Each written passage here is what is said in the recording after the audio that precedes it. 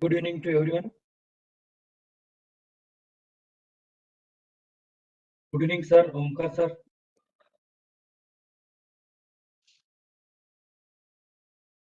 Good evening, Umesh. Madam ನಮಸ್ಕಾರ.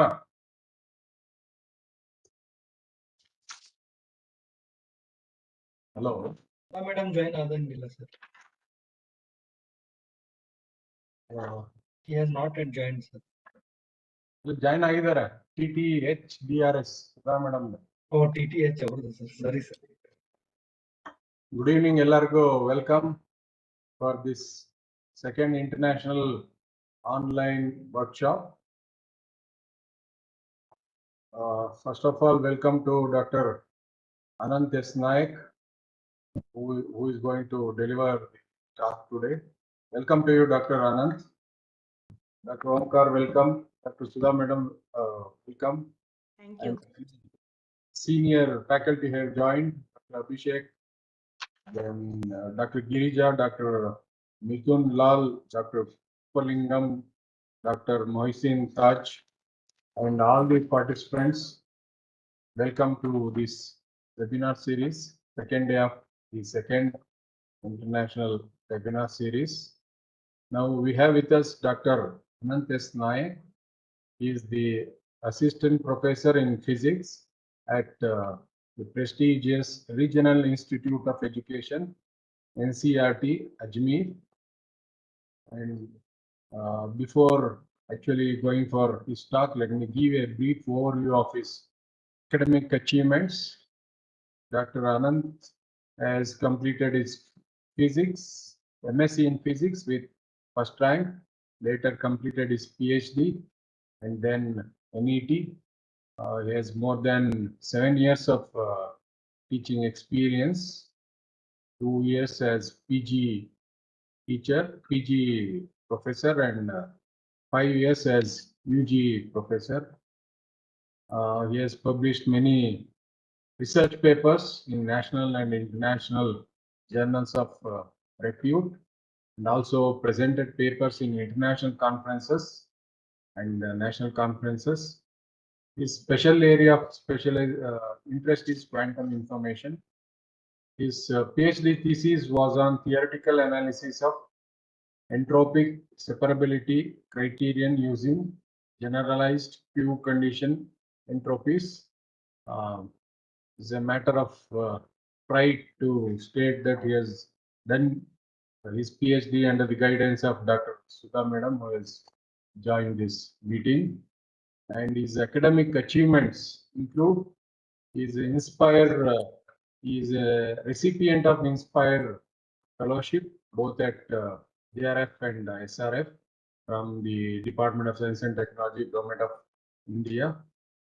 He obtained MSc with 2 gold medals and with first rank from the Kuvempu University, Shumaga.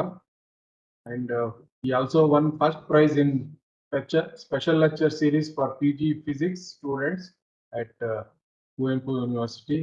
Again, it's a matter of pride for KSTA that he is the recipient of one of the programs prizes in the one of the programs of KSTA. That's a PG special lecture series program which KSTA used to organize in most of the universities across the state.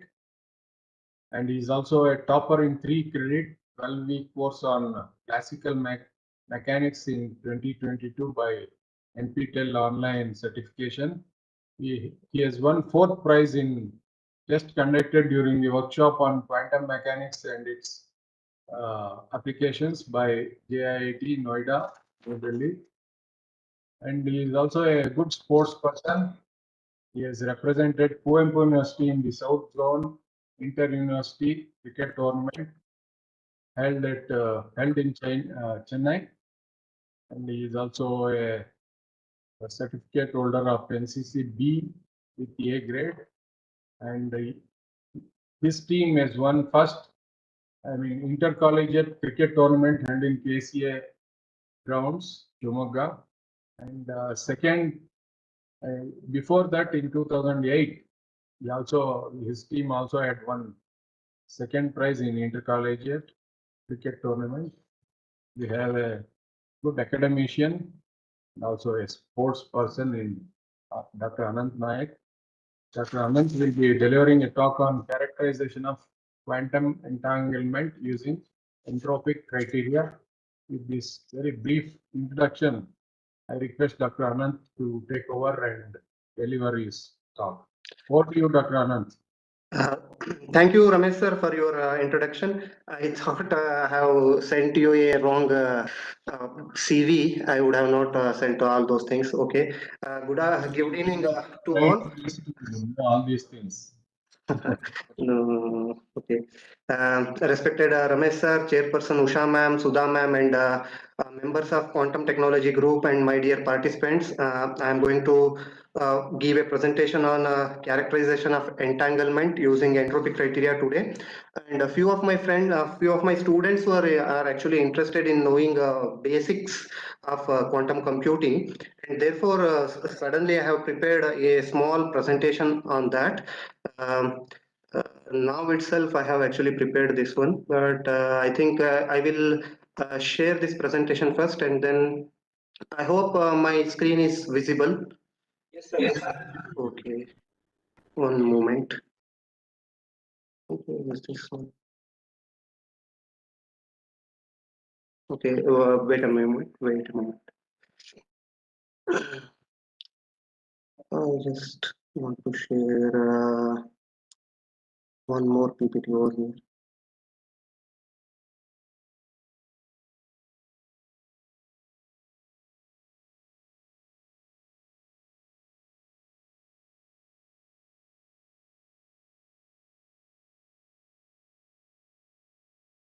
Okay.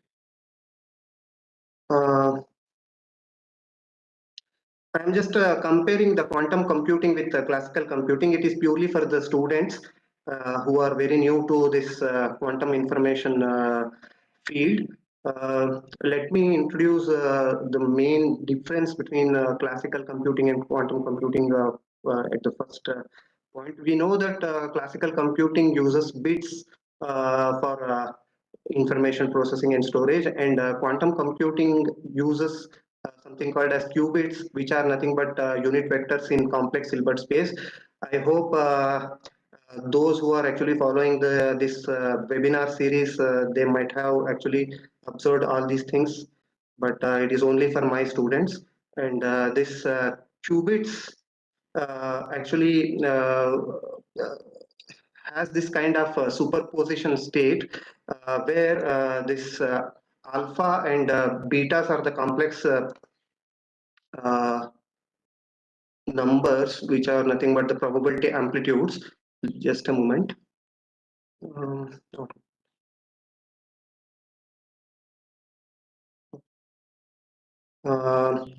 And the next difference is that the classical computation is a deterministic one, and quantum computation is probabilistic one. Here, this mod alpha square gives the probability of finding the qubit in the state 0, and mod beta square gives the probability of finding the system in the state 1.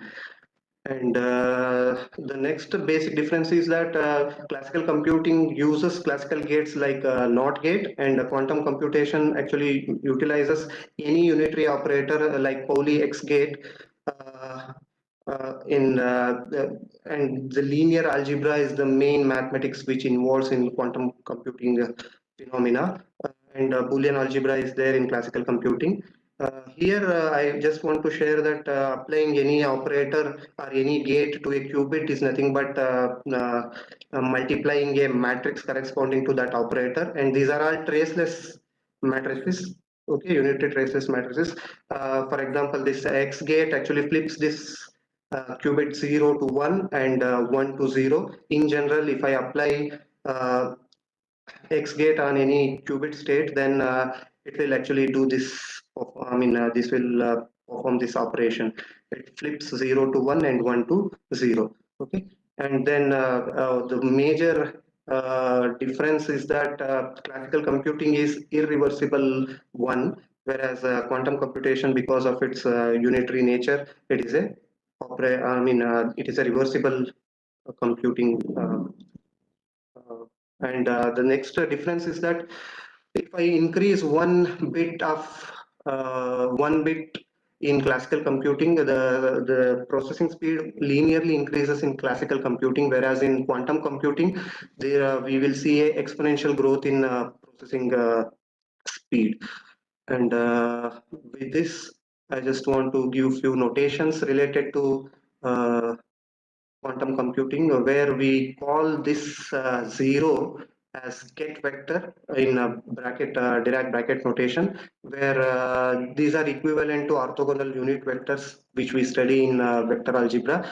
And in matrix representation, we can represent the state get 0 as 1 0 and 1 as 0 1, and the state can be written in Dirac bracket notation as alpha 0 plus beta 1, whereas in matrix representation we just write a column matrix containing alpha and beta, and these are the elements of a complex Hilbert space, and this is entirely due to the linearity of quantum states, and a linear combination of any orthonormal basis actually can be written as alpha and beta, and especially this 0 and 1, ket 0 and ket 1 forms the orthonormal basis for our purpose, and we do computation using this orthonormal basis states, right? And the complex conjugate of this ket vector is known as bra vector, and where I hope you all know complex conjugate is nothing but we are just writing minus I and I as minus I, and in matrix the complex conjugate is nothing but we are going to do transpose and then take the complex conjugate of that matrix. And for example, if ket vector is this column vector, then bra vector will be the complex conjugate with uh, column converted into row. Okay, these are the basic differences between this is the basic notation, and if I continue, if I have n number of qubits, then I will have a ket psi with n entries in the column, and bra psi n entries in the uh, row. And this Dirac bracket notation, I will call this as a bracket or inner product operation, where I'm taking inner product between two states psi and phi, and it is similar to the dot product which we take in vectors, and this is what we actually do by doing this inner product, where we are going to get a single complex number as the outcome. For example, if I take inner product between 0 0, I will get 1, and if I take inner product between 1 0, I will get 0. This clearly shows that 1 and 0 are orthonormal to each other. And if I multiply ket with bra, then I will call it as outer product, and I will get a n by n matrix. These all things are very important for the future. What I am going to present next. And just observe this. If I multiply a ket with a bra, I am going to get a n cross n matrix, square matrix. Okay. Just remember what is the inner product and what is outer product. And now, as I have mentioned, a vector in the complex two-dimensional Hilbert space represents the qubit. And if I try to measure the probability of finding this qubit in the state 0, I will end up with getting alpha square, and probability if I find out the, if I if I measure the state for being in state 1, I will end up with getting mod beta square, and this alpha square plus beta square will add up to 1. This is something called as a okay, 1 minute normalization. Okay, this is because of because q is a state of a qubit is a normalized state. Therefore, we are going to get alpha square plus beta square is equal to 1. Either state is being either the qubit is in the state 0 or it is in the state 1. If I add the two probabilities, it is obviously going to be 1. This is what we call as probability summing to 1. It follows from the quantum physical requirements. And clearly, you may also have seen that these things are also known as probability amplitudes. Right? Now, I'm going to my next presentation, which I wanted to share today. Minute.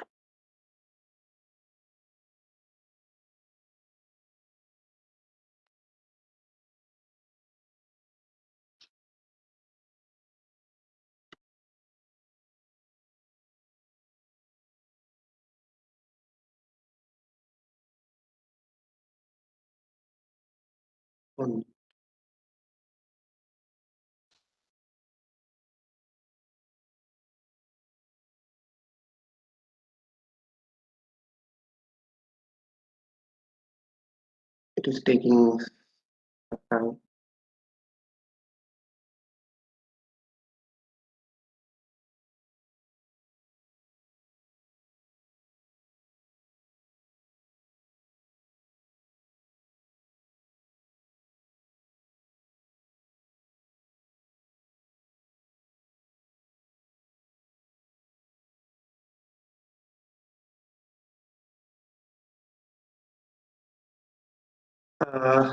Is it visible, sir?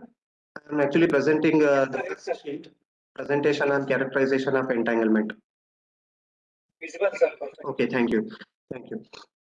Now I will talk about quantum state of composite systems.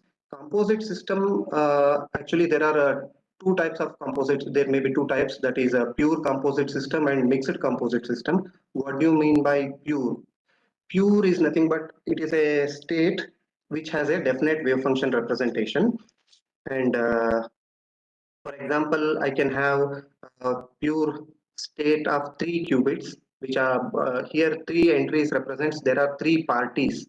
There are 3 subsystems in the state, composite state. And one another example is the example of Bell state, very well known Bell state, which is entangled pure state. And the pure state density matrix is actually defined like this. I am just taking a outer product between the state psi outer product, and this pure state, this density matrix satisfies all these properties. Psi is equal to psi square, trace of rho is equal to trace of rho square is equal to 1. All these properties must be satisfied by the density matrix for a pure state, and rho must be Hermitian, and it should be positive semi-definite. I mean, these are the properties for a density matrix. And I have actually shown an example. If we have a 2-qubit pure state, then we can write it as the tensor product between 2 parties. Here 0 is the first party and this 0 is the second party.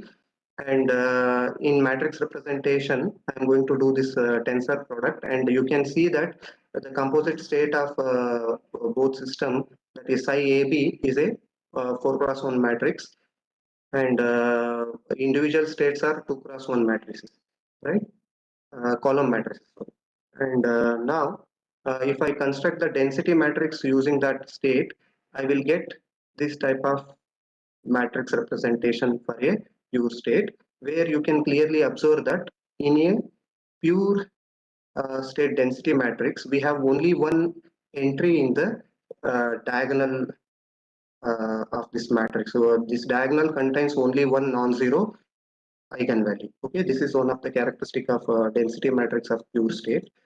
And if I talk about mixed state comes with an ensemble of statistical, I mean, mixed quantum state is a ensemble, statistical ensemble of pure states. What I mean is this density matrix actually doesn't contain single state representation. It has a ensemble of state representing the system, right? And for a mixed state, we don't get this rho is equal to rho square. Of course, trace rho is equal to 1 is the basic need. But here, if I find out the trace of rho square, it will be lesser than 1. And the example I have taken here is this one. And I will talk about the state later. You will understand how we have to construct the density matrix for a mixed state. Okay, here I have the example. If this is the, I mean, the mixed state, I don't have state vector representation. I directly have this density matrix representation for a mixed state. And you just observe how I have constructed it. I have used this tensor multiplication, and you can see in a mixed state, we have more than one entries non-zero in the diagonal. For the pure state, we had only one entry in the diagonal, which is non-zero, and whereas here we have observed, we can see that there are more than one non-zero entries. If there are all the four entries of this two-qubit state exist there, if they are non-zero, then this is called as maximally mixed state. That means it will be 1 over 4 here, 1 over 4 here, 1 over 4 here, and 1 over 4 here. Then this state will be called as maximally mixed state. Otherwise, it is just a mixed state. Okay, these are all very important for future understanding of my talk. Let us move forward. And these pure and mixed states are further classified into separable pure states and pure entangled states. Similarly, we have mixed separable states and mixed entangled state. I will talk about them one by in sequence. Let us start with pure separable states. Pure separable states are those which can be written as this tensor product of, you can see here, we can write the composite state as the tensor product of its subsystems. Here A1, A2, A3, so on up to AN represents pure states of subsystems 1, 2, 3, so on. Right? Now, for example, these product states 0, 0, which is a 2-qubit state. Here I can clearly represent this 0, 0 state as Kronecker product or tensor product of first system into second system. And these are all also known as product states. Already we know that the column representation of this get vector. And if it is not possible for us to represent this pure state as the tensor product of its subsystems, then the pure state is known as entangled state, right? The very well-known examples are these Bell states. I just wanted to tell some more things about these Bell states. Bell states are maximally entangled pure states, where there are 4 Bell states, and if I try to measure the state of, for example, this first Bell state, this measurement will collapse the state to either 0, 0 or 1, 1. Both will have the same probability. And the thing here to observe is that if we measure the first qubit, and in this first example, if the first qubit turns out to be 0, then there is no other choice for the second qubit. That it should also be 0. That is, the entire state collapses to 0, 0 state. And only by measuring the first qubit itself, we will automatically know the state of the second qubit. This is very important, and this entanglement, regardless of the distance, no matter how far two qubits are away from each other, we are, as soon as we measure the first qubit, we will get the information about the second qubit. This is the speciality of entangled states, and they are very useful in quantum computation. Now, let us go towards Werner separability criteria. For mixed states, in 1989, Werner has given a criteria. You just see here. Oh, wait a minute. Okay. A bipartite mixed state is separable if it can be expressed as a combination of its product states. Okay. 1 minute.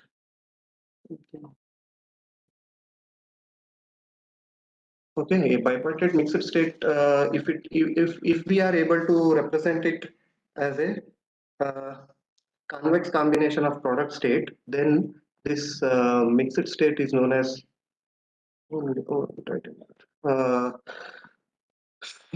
separable. Okay, for example, this type of state over here is a mixed state where using this relation, here you just see A and C belongs to the first system and B and D belongs to the second subsystem. If it is possible for me to write the density matrix of the first system, tensor product density matrix of the second system, then I will call the entire state, entire density matrix as separable. Okay, let us see what happens in this case. Okay, you just see here, this example, the state which I have taken in this example can be written as convex combination of product states. I have written this in terms of uh, uh, tensor product of density matrix of subsystem A and tensor product, and density matrix of subsystem B. Therefore, clearly that the state is this row separable is the mixed separable state, right? And now, if it is not possible for us to write the composite system as the convex combination of its subsystems, then we call the mixed state as entangled. Okay, now for a mixed entangled state, you just see here, I have taken one example which is known as Werner state, where for a bipartite mixed state, you just observe, wait a minute, what is it? Okay, the state is entangled. You can see here, there is a parameter x present to here. If this x goes to 0, then this entire state becomes maximally mixed state. And if this x goes to 1, then this state becomes entangled state. This part is separable. Okay, 1 minus x I4 by 4 is a separable state, whereas this second part is a Bell state. If this x goes to 1, I will have entanglement in the Werner state. If this x goes to 0, I will get separability in Werner state. But if I calculate exactly for what values of x that Werner state becomes separable and entangled, I will get this range. Within this range 1 by 3 to 1, the state is entangled, and within the range 0 to 1 by 3, the state is separable. Now, the thing is, if I give a random state like here, which I have mentioned, if I ask the question that whether this state is entangled or not, it is not that easy to answer. By looking at it, one cannot say, the separability criteria defined so far are not so user-friendly in identifying entanglement in the mixed state. In fact, even in composite pure states, the identification of separability is not so trivial. Okay? And the state which I have actually showing on the screen, it requires some operational criteria to answer this question. And one of the operational criteria is the Smith decomposition. You just see here, the above form is absolutely separable, and this can be shown through Smith decomposition method, where I have written this psi as the tensor product between these two states, and these are called as Smith basis and Smith basis. And I just want to say a few more things about this Smith decomposition. It is a recipe that can be applied to a explicit density matrix row, giving some immediate answers like whether row is entangled or not. The above example, you just see that I just wanted to say a few more things. The above state can be written as the tensor product between a Smith basis states 0 plus 1 by root 2 and 0 plus 1 by root 2. And if such a state, which can be written as the decomposition between decomposed into Smith basis. This term here, square root of lambda, is something called as Smith coefficient. If this Smith coefficient is equal to 1, then the state is separable. If there are more than one non-zero Smith coefficients are present, then the pure state is entangled. Here you can see there is only one Smith coefficient is present, that is 1 over root 2, which is common to both of the states, and therefore the above mentioned state is separable. And this example thus brings out the need to make use of so-called operational criteria in establishing entanglement or separability in composite states. And operational criteria, again, I just want to say it is a recipe which will give immediate answers like rho is entangled or rho is separable, or at least it should say that criteria is not strong enough to decide whether rho is separable or entangled. In 1996, Asher Perez actually proposed a operational criteria for separability in bipartite quantum states. According to him, the act of obtaining the partial transpose of a density matrix is equivalent to application of positive trace preserving map on the original density matrix. That means I am going to transpose the original density matrix which I have with me, and according to Perez, by doing this partial transpose, it should not actually violate any of the properties which is associated with the original density matrix.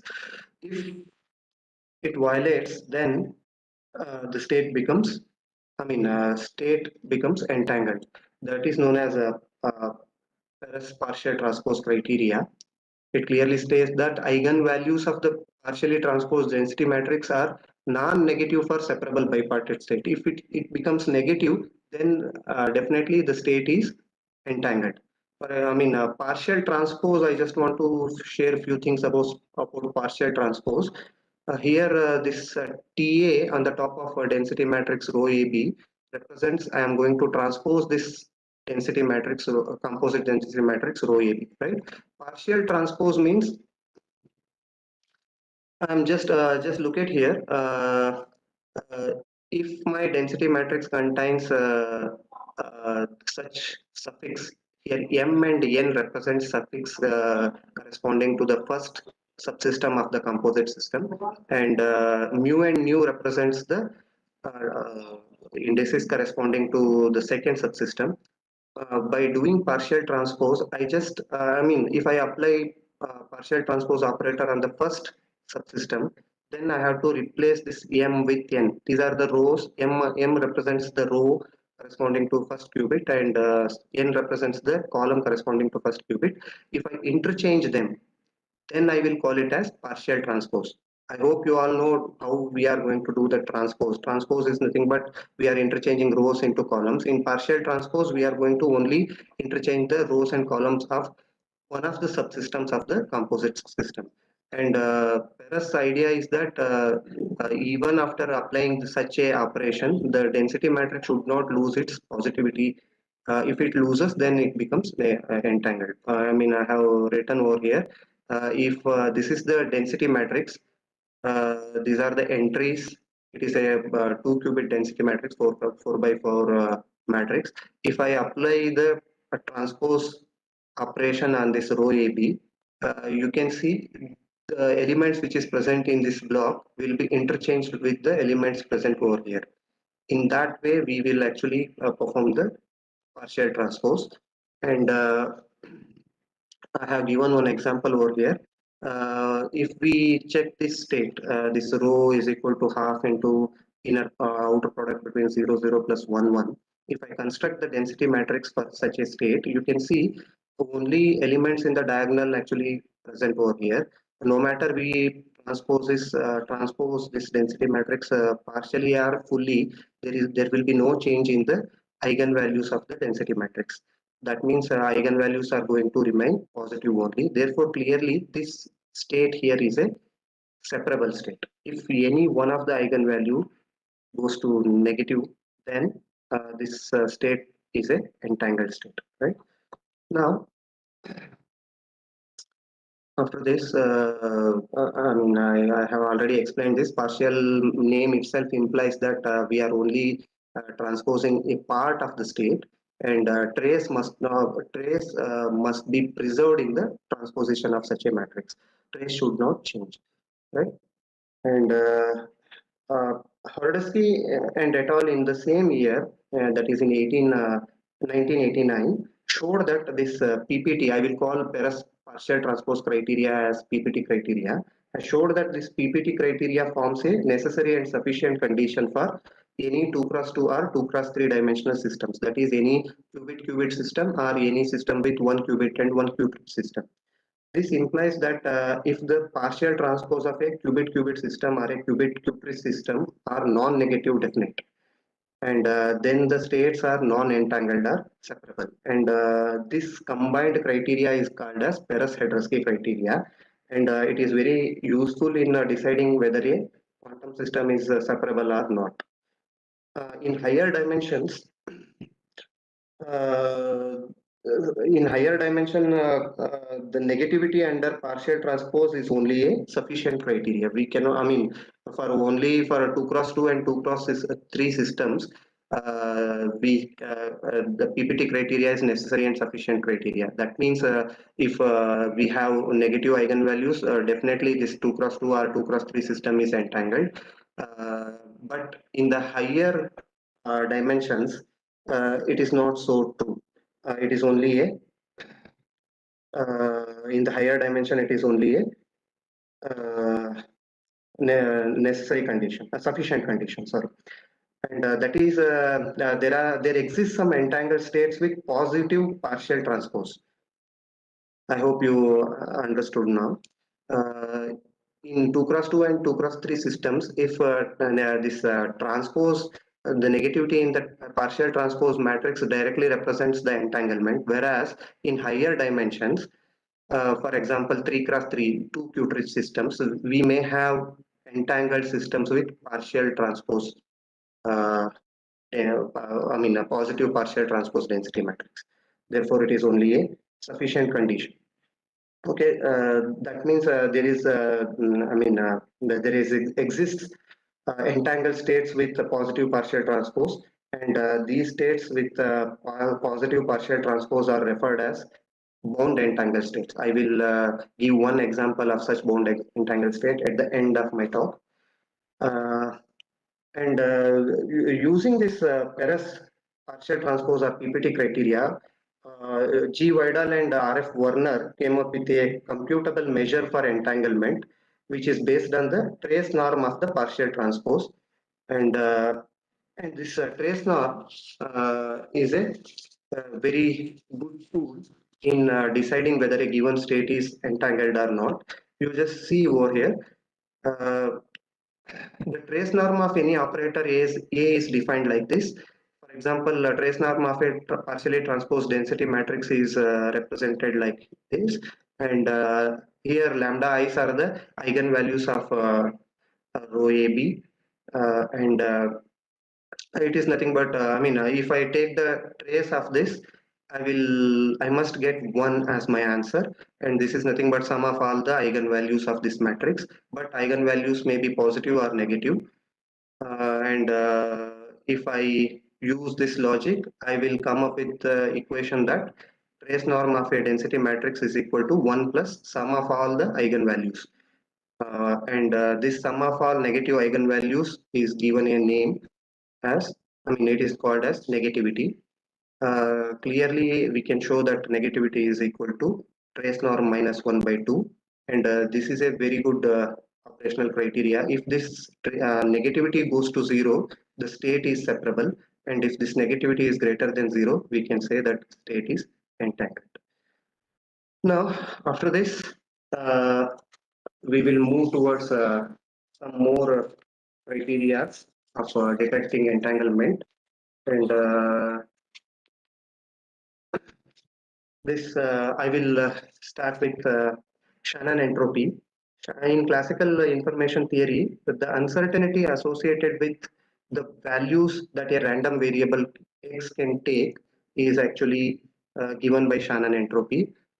Here you can see x is a random variable. It can take values x1, x2, x3, so on, xn with corresponding probabilities p1, p2, p3, so on, right? And you can see here the uncertainty associated with this random variable is given by minus summation pi log pi. You can see I have given an example. The Shannon entropy associated with tossing a coin where we have two possible outcomes, one head and one tail with probability half. And if I apply the Shannon entropy formula, and I will get value 1 over here. This 1 represents 1 bit of information. By tossing any fair coin, we get 1 bit of information. Similarly, if I toss 2 coins, I will get 2 bit of information. This is how we actually quantify information in classical information theory. And uh, we actually extend it to, I mean, you just have to observe that log is taken over base 2. Okay.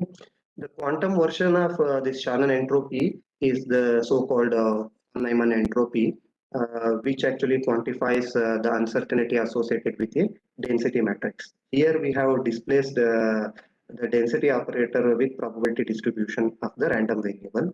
And that is for a quantum state rho, the von Neumann entropy is defined as minus summation I lambda I log lambda I, where lambda i's are the eigenvalues of the density matrix rho.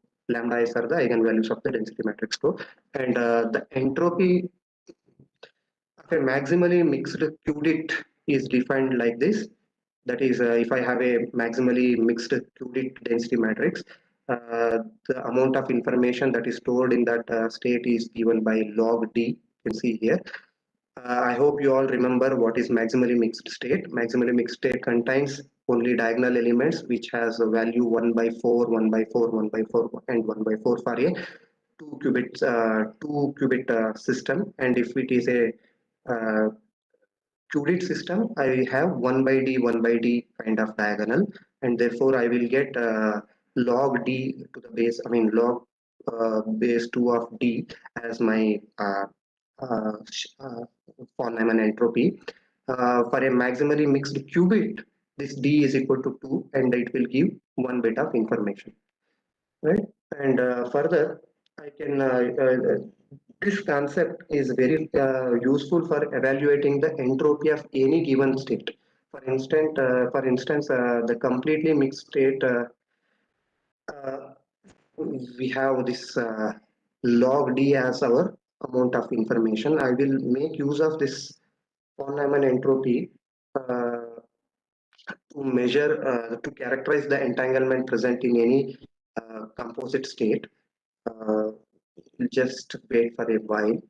Let us summarize few more things. In general, for a mixed state rho, the von Neumann entropy is obviously greater than 0, right? And here you can see again, I have given the same example.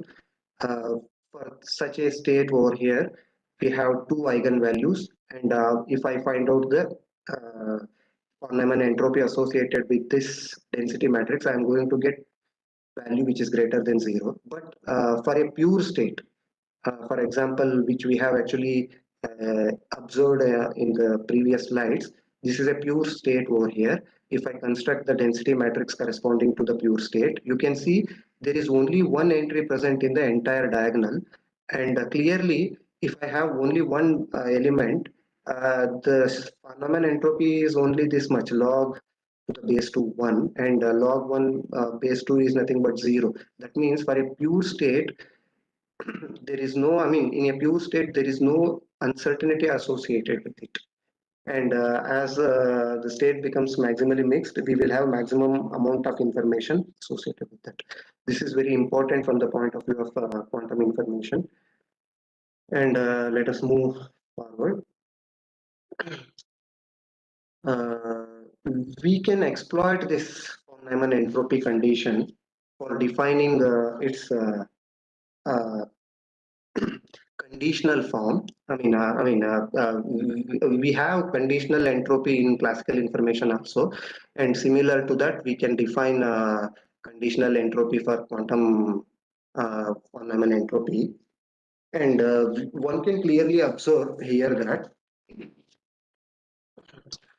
the quantum here this S of rho b conditional rho a represents the amount of uncertainty associated with the system B given that we know the uncertainties or we know the information about system A. This is our conditional entropy equation.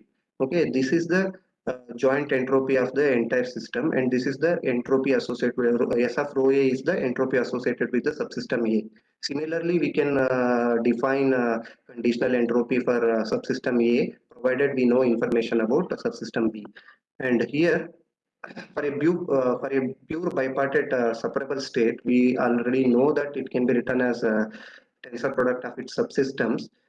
Here one can observe that as this psi AB is a pure state and we don't have any entropy associated with the combined system itself.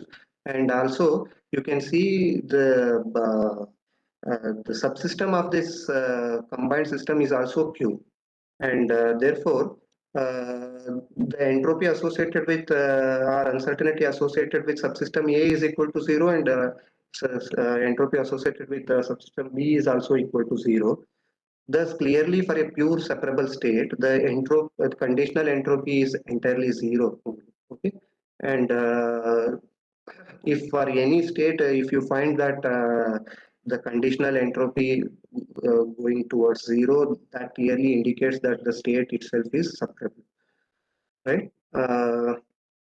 But it is not so for pure entangled state. Okay, before going that, I just want to introduce something called as partial trace. The partial trace is an operation over one of the subsystems. Uh, is nothing but taking inner product over the basis state of the subsystem. That means, I mean, in the whole, I mean, combined state, I just want to, if I want the density matrix or a state corresponding to the one of the subsystems. For example, if this here I have given the example of uh, AB systems here. A and B denotes the orthonormal basis state of first and second subsystems respectively. Suppose if I want only the state corresponding to the second subsystem, then what I have to do is I have to perform this partial trace operation. What do you mean? I mean, what I mean by partial trace is that I'm taking inner product between the orthonormal basis states of the first system. That is, if I apply this partial trace operation on the first state, the first subsystem, then I have to take the inner product between the orthonormal basis state of the first system. And you know that this will yield us a delta Dirac delta function over here. It will be equal to 1. Sorry, canonical delta function here. It is equal to 1 if I is equal to R, and it is equal to 0 if I is not equal to R. And what left is only the state corresponding to the second subsystem.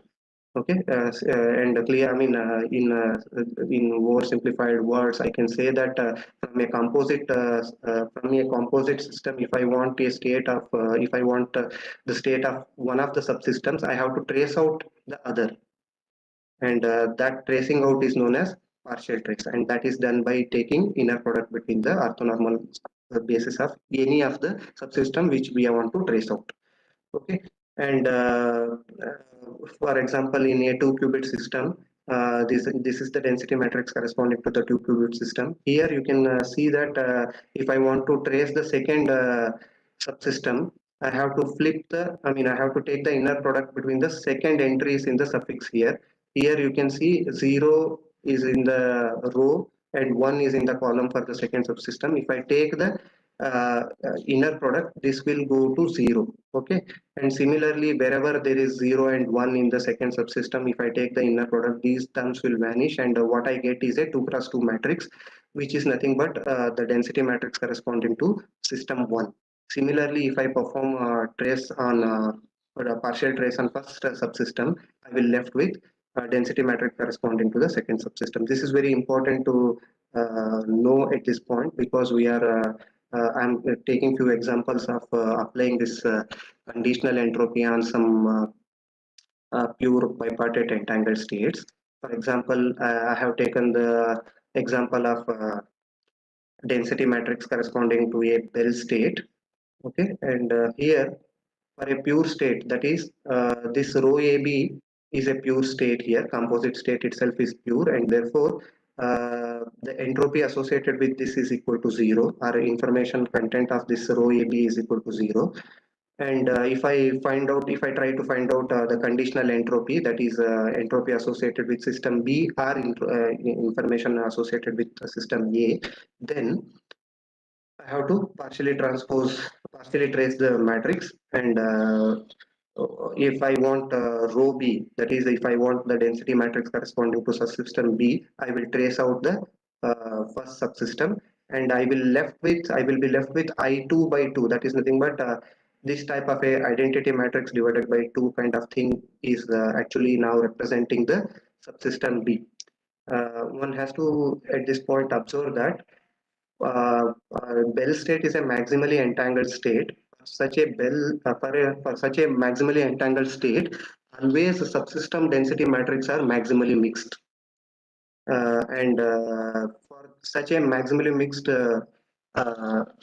state, the entropy associated with such a maximally mixed state is equal to 1. That is, we have seen that the entropy associated with the composite system is equal to 0. That is, entropy of row AB is equal to 0. But we have observed row B are the subsystem having such a maximally mixed nature, and thus uh, and one can of course find out the density matrix corresponding to subsystem A, and it is actually again the same. That is, both subsystems are maximally mixed for a maximally entangled composite state, and the entropy associated with the subsystem A and subsystem B is equal to 1.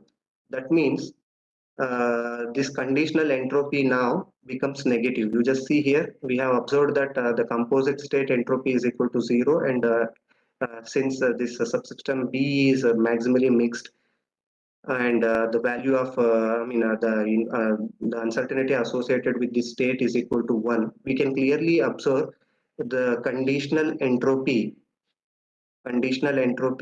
for such entangled state becomes negative. This negative entropy is a non-classical behavior, and it indicates the presence of entanglement. I'm repeating, if I get negative um, conditional entropy for any pure state, then it clearly indicates the presence of entanglement. Thus, we can say that this conditional von Neumann entropy is a uh, operational criteria which actually tells whether given state is entangled or not. Further, if we observe, for any pure entangled state, the conditional entropy is always negative. This is the observation that one has to understand, and thus the von Neumann entropy of reduced density matrices serves as a good measure of entanglement. I should not use the measure. I can use the word indicator of entanglement for bipartite pure entangled state. Now, this is all about pure entangled state, but what about mixed entangled state? How can we actually, is there any as such operational criteria are present over there or not? This is the next question. Because for mixed separable states, it can be observed that the uncertainty associated with the composite system is always greater than uncertainties associated with its subsystems. It is very obvious. Classically, we can also understand this. Uncertainty associated with tossing one coin is always less than uncertainty associated with two coins, right? And non-negative, we always get non-negative conditional entropy for mixed separable states. And clearly that I will call this row A and row B as local system, and this row AB as composite system as global system. Clearly local systems are more ordered. That is, if there is no randomness, then entropy is very less here. Clearly the randomness associated with the global system is greater than the local systems. And again, I am bringing the same example over here.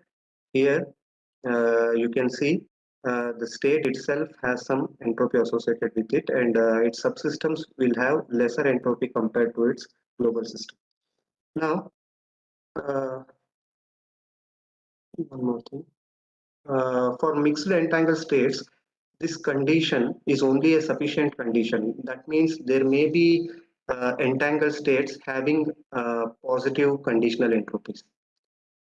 And this is a very tricky situation here. We cannot say by just looking at the conditional entropy being positive, and that means that doesn't indicate that the entire state is separable. There may be some entangled states having mixed states, which having uh, a positive conditional entropies, and therefore we cannot conclude that all mixed states with non-negative conditional entropies are separable. Towards this end, for example, Werner state, which is a mixed entangled state. Here, if I apply this, I mean, if I use this von Neumann conditional entropy, I will get the range 0 and 0.747 as the separability range.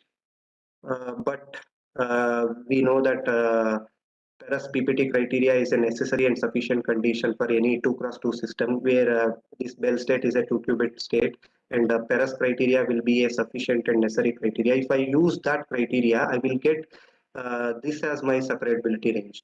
You can see here this von Neumann conditional entropy actually not very good in detecting the separability ranges. You can see, according to von Neumann conditional entropy, the entire Werner state is separable up to the point 0.747, but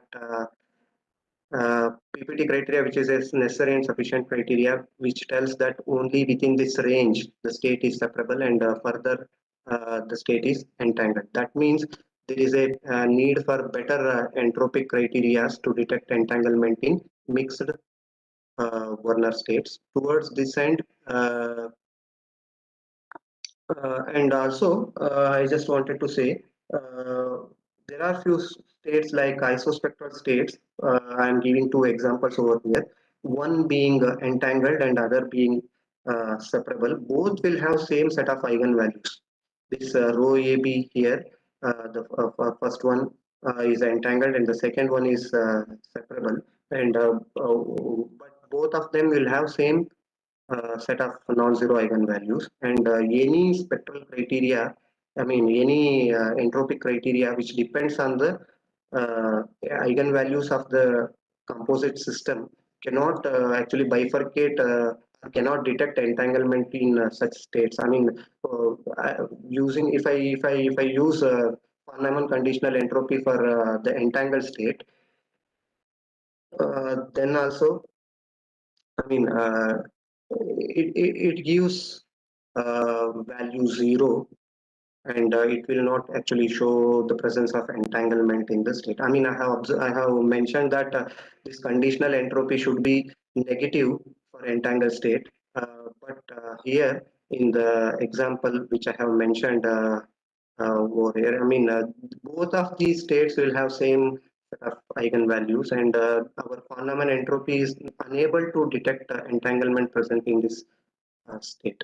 It is not actually detecting it because of the reason that this von Neumann conditional entropy depends on the eigenvalues. Therefore, separability criteria which purely depends on spectra. Spectra means eigenvalue sets of composite and reduced states. Reduced means subsystems of the composite state is not sufficient enough to detect entanglement, and therefore there is a need for non-spectral criteria to detect separability. And towards this end, I will wind up within 5 or 10 minutes. Towards this end, I mean, there is a need for better entropic criteria to detect entanglement in mixed entangled state. For pure entangled state, there is no problem, but for mixed entangled state, we need some other criteria, and towards that end, one can use the quantum analog of Renyi entropy or Salis entropies, uh, where both of them actually reduces to von Neumann entropy in the limit q going to 1. Q is a positive parameter which varies from 1 to infinity. In the limit 1, these two entropies again reduces to von Neumann entropy, but these entropies and their conditional forms can be utilized to detect or characterize entanglement in mixed entangled states. And one such attempt was made by Shimiyoshi Abe and Rajgopal. They used the conditional version of Salis entropy and they have observed that for all separable states, this uh, few conditional entropy is greater than zero. And Hardesky and et al. Has also recognized that this Renyi entropy is positive, I mean, is greater than its subsystem entropies. And this conditional Renyi entropy, Q conditional Renyi entropy can be used for can be used to characterize entanglement in the mixed states. I'm not going into the details of this because of the, I mean, it will take a little bit more time. But let me summarize. I mean, let me quickly say a few things about this Abe Rajgopal cube conditional entropy. That it fares better than von Neumann entropy for conditional. Von Neumann conditional entropy in detecting separability range in one parameter family of states. But it's still weaker compared to PPT criteria. And again, you can actually employ non-commutative generalization of Renyi relative entropy, uh, which was actually introduced by M.M. Wild and Muller-Lennart et al. And they have used such type of generalized entropies to characterize entanglement in mixed states. I will not go into the details how they have actually did this, but uh, we ourselves, Rajgopal sir, Sudha ma'am, and myself, Usha ma'am, actually motivated by that Renyi conditional, generalized Renyi conditional entropy, and we actually defined one sandwiched Salis relative entropy, and this form here is known as conditional version of sandwich Salis relative entropy. I will call it as CSTRE. Here, using this, we can actually characterize entanglement in many of the bipartite separability. Okay, in many of the mixed states. Okay, and we have observed that uh, our the CSTRE criteria is in some of the cases actually gives separability range which is equal to Paris partial transpose criteria, that is PPT criteria. And in that sense, I can say that we have actually somehow introduced a better entropic criteria to characterize entanglement in mixed states.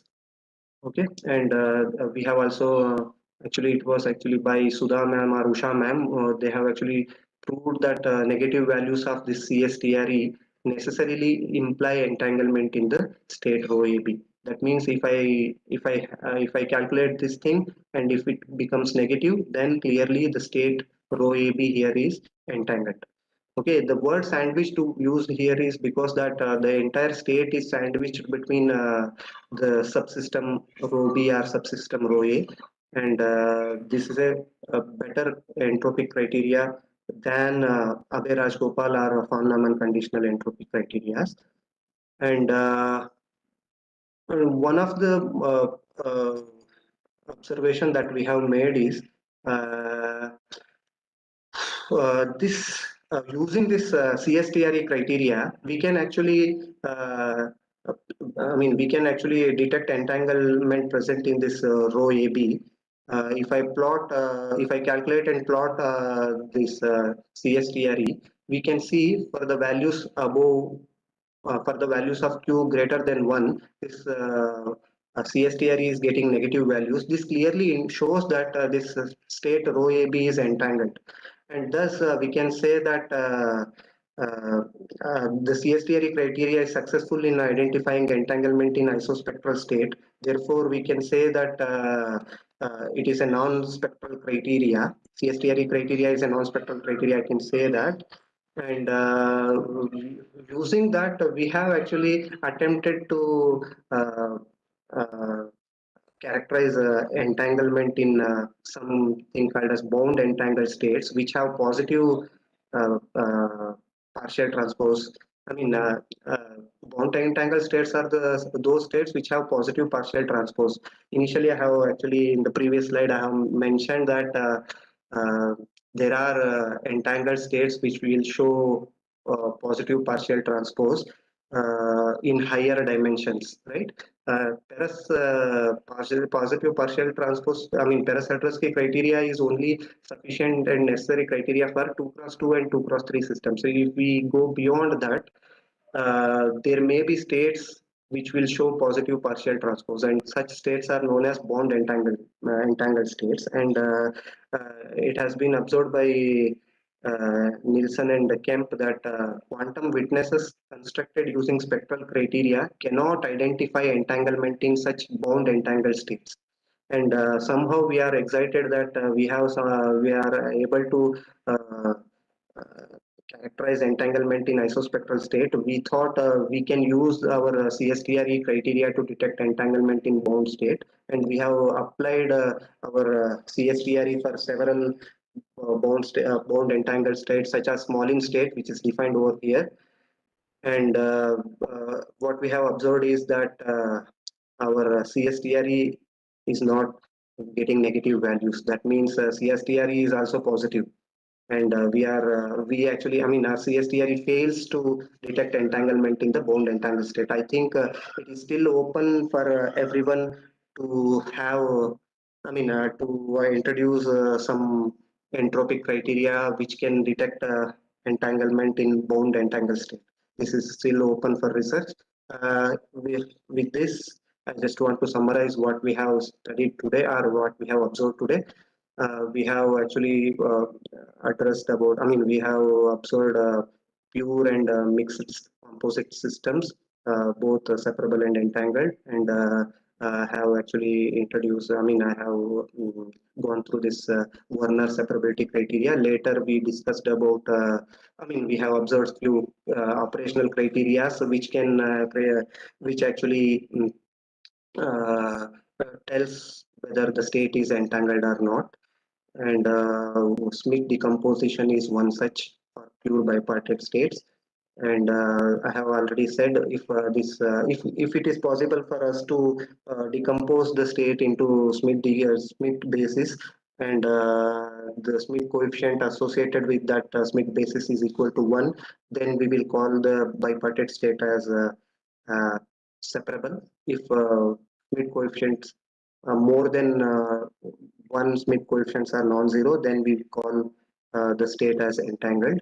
And then we have discussed about Peres partial transpose criteria, which clearly observed that if transpose of a density matrix gives negative eigenvalues, that indicates entanglement in 2x2 and 2x3 systems. And again, Peres-Sadrowski criteria is nothing but necessary and sufficient criteria for entanglement in 2x2 and 2x3 system. That is, they actually consolidated this PPT criteria for 2x2 and 2x3 systems and said that PPT is sufficient and necessary criteria.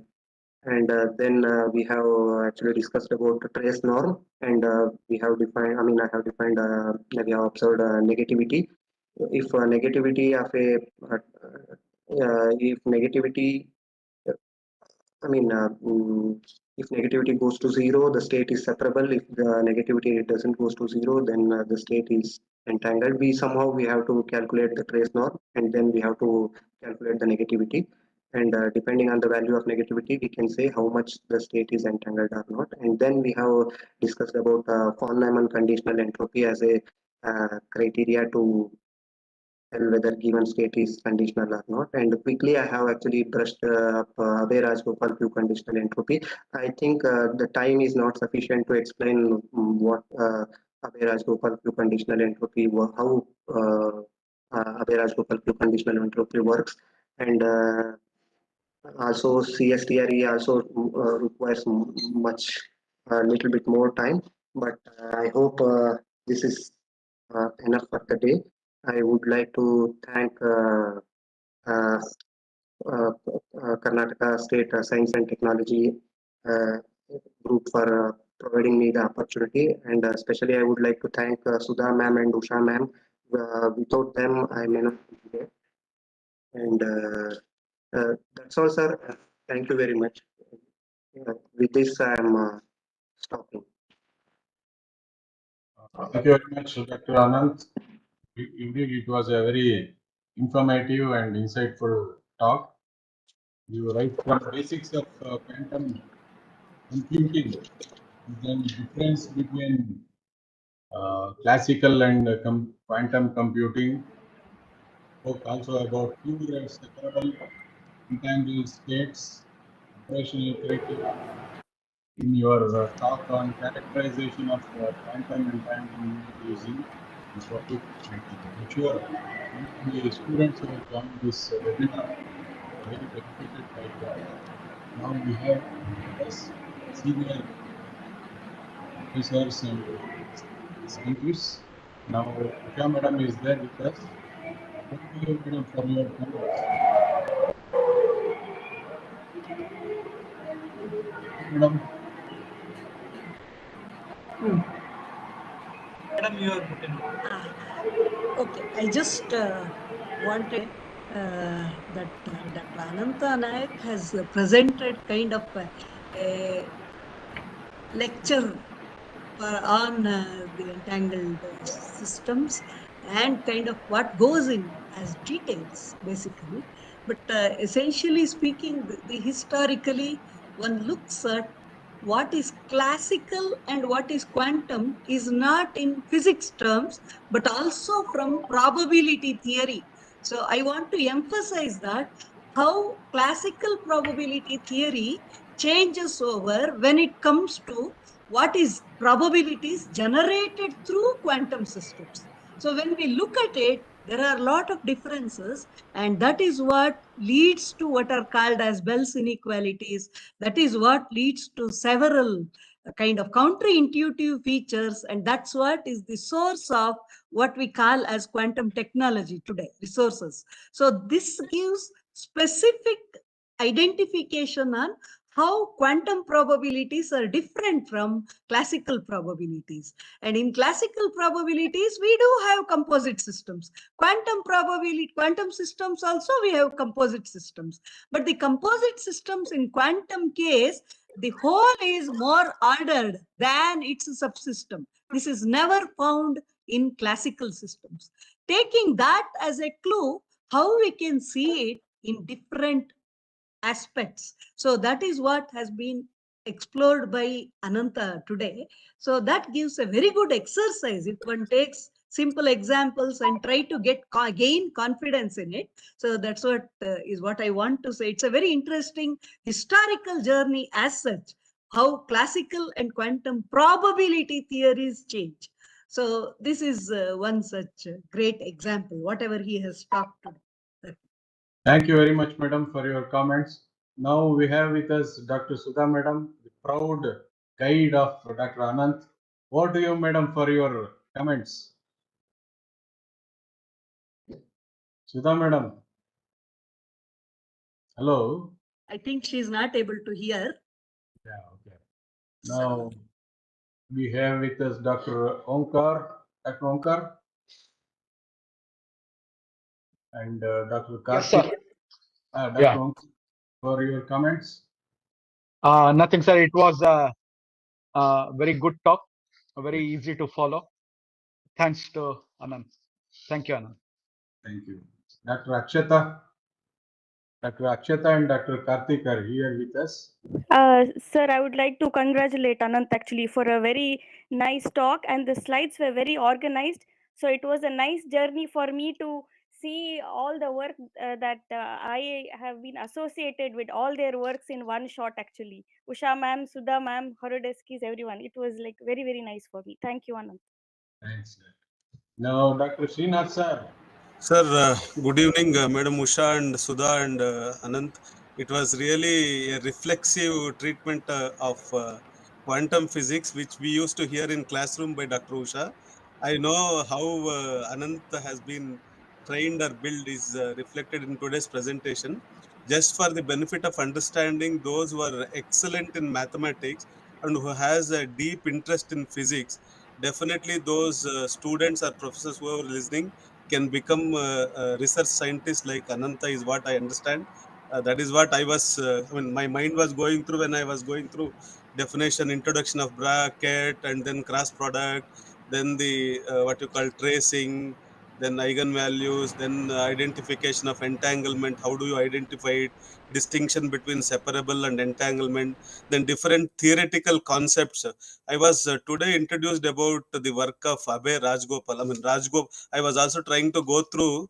Of course, many other people we have somewhere we have not read their paper in detail, but we are aware of their work, and many other people used to tell.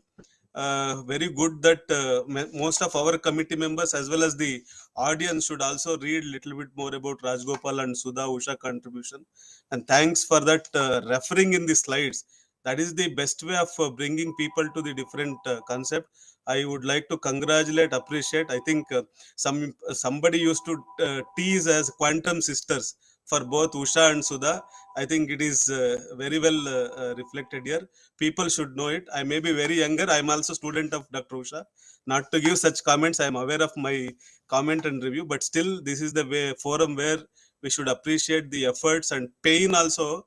I know the pain involved in quantum research. It is not very easy. I would like to draw the attention of especially students who are at BSc and MSc level. If you are ready to take up pain to your brain, please come to the quantum physics. You can do wonders. I would like to appreciate Ananta Nayaka. So easily he is explaining. I know the difficulty and pain. He has a very fluent and easy way of explaining things. Thanks, Ramesh, for giving me to few words. Thank you, Usha madam. I Dr. just want to Karthik? say one single thing. That is, he mentioned about literal family connections. But I think under quantum technology umbrella, we all should form a family where we should all discuss these things with ease and with joy. That's what is my message. Yes, madam. Thanks, madam. KSTI has connected the family already. We have to work on our strategy paper and finish it. Dr. Karthik? Dr. Karthik, are you there? Any questions from audience? Umesh? No, sir, there are no questions as of now from the audience. Yeah. Dr. Girija? Girija ಅವರೇ question ಇದೆ ಏನಾದ್ರು? So thank you very much, Dr. Anant. Indeed, it was very, explained it very lucidly and in a very simple terms. Even students could pick up many of the ideas that you explained. And I'm sure many students who have attended this webinar series would be highly motivated to take up quantum mechanics as their future research. And I'm very thankful to all the experts who have joined, Dr. Usha madam, Dr. Sudha madam, Dr. Anand, of course, he is the speaker, Dr. Omkar, Dr. Akshata, Dr. Karthik. For all of you, thank you very much. Dr. Srinath, thank you very much. I am also immensely thankful to Dr. Anand for preparing so well and explaining so well. Thank you very much on behalf of KST and all the participants. I'm also thankful to Dr. Girija, Dr. Girish, Dr. Mithun Lal, Dr. Krupalingam, Dr. Abhishek, Dr. Taj, and Dr. Raj Kulkarni, and many senior faculty have joined this webinar. For all of them, KSTA is thankful to you. I'm also thankful to all the student participants who have joined from different parts of Karnataka, both on Cisco WebEx and YouTube platform.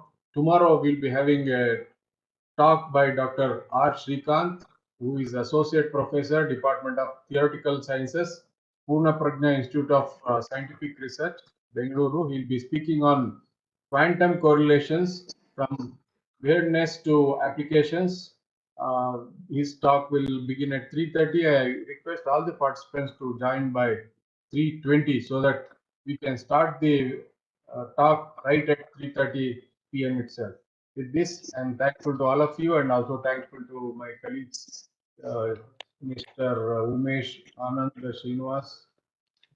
Thank you very much. See you tomorrow at 3:20. Thank you. Sir, thank you, one and all. Thank you, sir.